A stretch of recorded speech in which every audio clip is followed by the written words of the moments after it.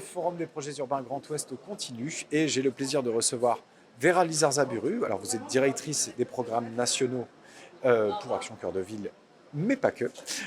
Et Pascal Monnier, vous êtes le deuxième adjoint au maire d'Angoulême. Vous avez en charge le sujet des politiques du climat, de transition écologique et d'urbanisme. Et vous êtes en charge du sujet Action Cœur de Ville à la mairie d'Angoulême. La mairie d'Angoulême qui a saisi un petit peu cet outil pour développer et pour favoriser un meilleur développement urbain de la ville. Je profite de vous avoir, Vera Lizarzaburu, avec nous pour faire un petit bilan du programme Action Cœur de Ville qui arrive au bout de son premier quinquennat. C'est un quinquennat 2018-2022. Le prochain est annoncé. Qu'est-ce que vous pouvez me dire? Est-ce qu'on peut faire un rapide bilan de ce premier quinquennat, on va dire? Alors, l'année 2022 n'est pas encore finie et on attend beaucoup de cette année 2022, mais effectivement, ce programme Action Cœur de Ville lancé en 2018 est maintenant pleinement lancé. Il illustre parfaitement la façon dont Action Logement, partenaire financier majeur du programme Action Cœur de Ville, a souhaité accompagner les territoires dans leur diversité. Et donc au travers d'un accompagnement vraiment sur mesure pour le déploiement en fait le réinvestissement du bâti existant de centre-ville pour y produire une offre nouvelle de logement qui va servir sa mission première, à savoir le logement des salariés.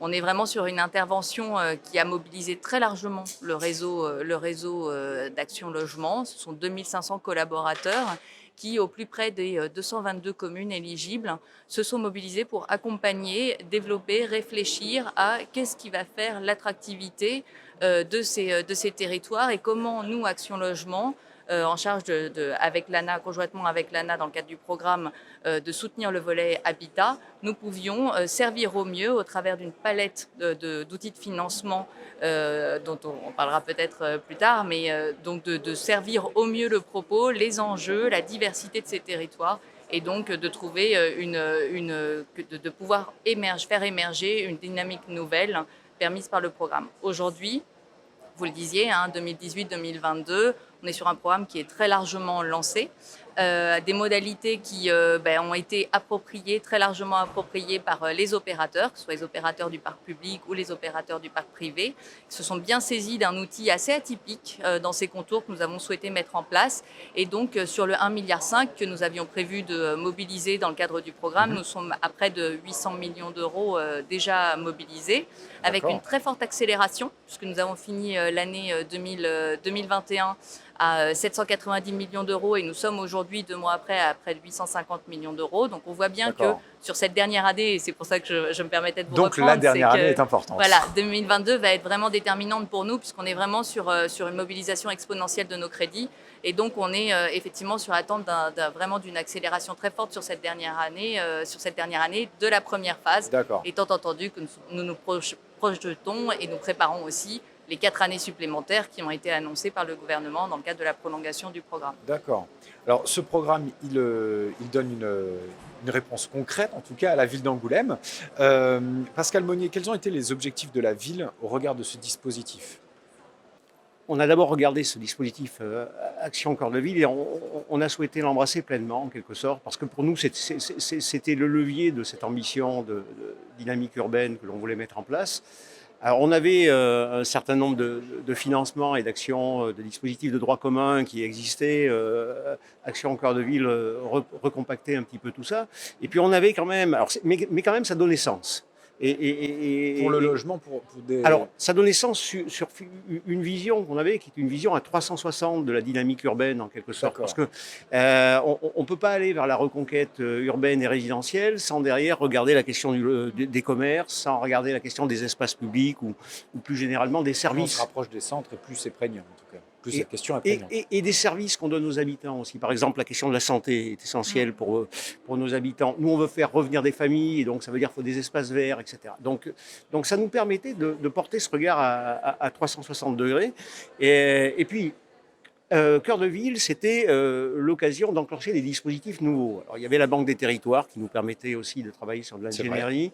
On a été très, très largement aidé par l'EPF, l'établissement public foncier, Nouvelle-Aquitaine, sur la reconquête par les friches aussi, y compris en Cœur de Ville. Et puis, il y avait Action Logement.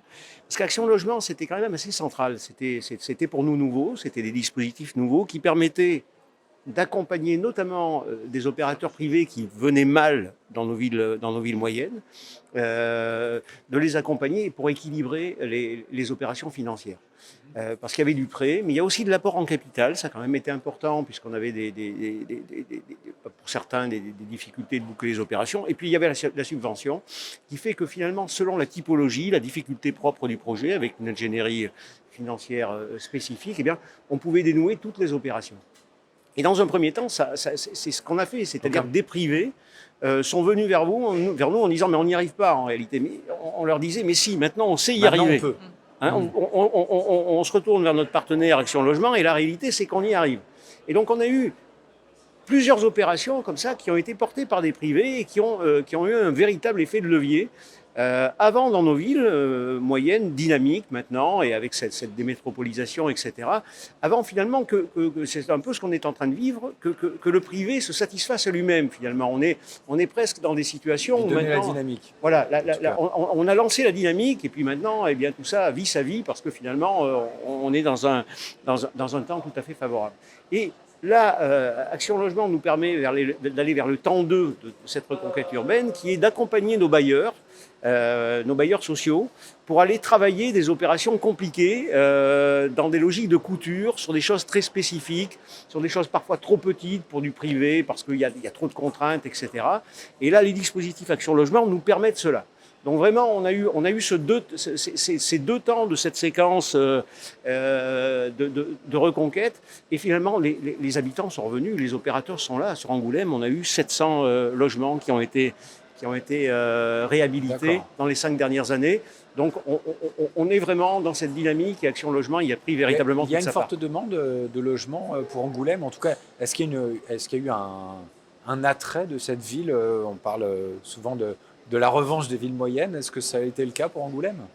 Pour Angoulême, déjà, la carte s'est renversée. On était finalement un délaissé de la région Poitou-Charentes et on est devenu une centralité de la région Nouvelle-Aquitaine. Donc ça a eu un effet tout à fait considérable. Il y a la question des réseaux, puisqu'on a la ligne LGV, on est à 35 minutes de Bordeaux, donc tout ça est 2 heures de Paris. Donc on est dans ces villes de proximité par rapport aux métropoles, avec des prix du foncier qui sont quand même largement abordables par rapport à ce qu'on peut connaître par ailleurs. Et puis, il faut le dire, il y a quand même une spécificité angoumoisine par le regard culturel, par la culture, qui est un élément... on a l'habitude de dire que cœur de ville, ce qui fonctionne, il faut avoir une nervure.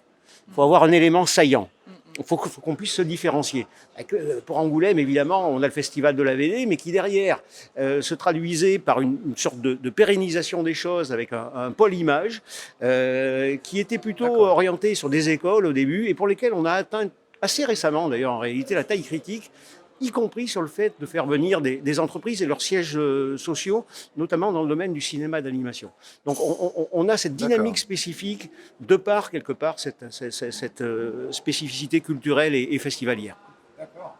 Eh bien, Vera Lizarza-Buru et Pascal Meunier, je vous remercie pour votre témoignage et pour cette belle illustration de Action Cœur de Ville. Merci beaucoup.